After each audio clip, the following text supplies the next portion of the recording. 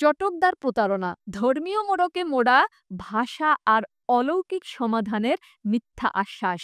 এভাবেই সিরাজগঞ্জের কামারখন্দ উপজেলার জামতল এলাকার রাশিদা খাতুন বছরের পর বছর ধরে কবিরাজির নামে প্রতারণা করে চলছেন বলে অভিযোগ উঠেছে।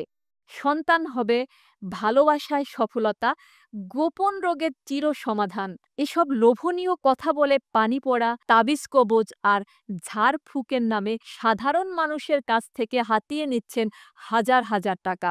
স্থানীয়রা জানাচ্ছেন, কোনো বৈজ্ঞানিক ভিত্তি বা চিকিৎসা জ্ঞান ছাড়াই রাশিদা নিজেকে কবিরাজ দাবি করে চলছেন প্রায় ১ দশক ধরে। ভুক্তভোগীরা বলছেন, দীর্ঘদিন নিঃসন্তান সমস্যা বা পারিবারিক সংকটে ভোগার পর তারা সেই ভরসা হিসেবে রাশিদার কাছে যান। কিন্তু টাকা খরচের পরও ফল মেলেনি, বরং আর্থিক ও মানসিকভাবে আরও ক্ষতিগ্রস্ত হয়েছেন। রাশিদা খাতুন দাবি করেছেন, আমি কারো উপর কিছু চাপিয়ে দেই না, মানুষ স্বেচ্ছায় আসে এবং যা দেয় তাই নেই। কিন্তু স্থানীয়রা বলছেন ভিন্ন কথা, প্রতারিত মানুষের সংখ্যা দিন দিন বাড়ছে।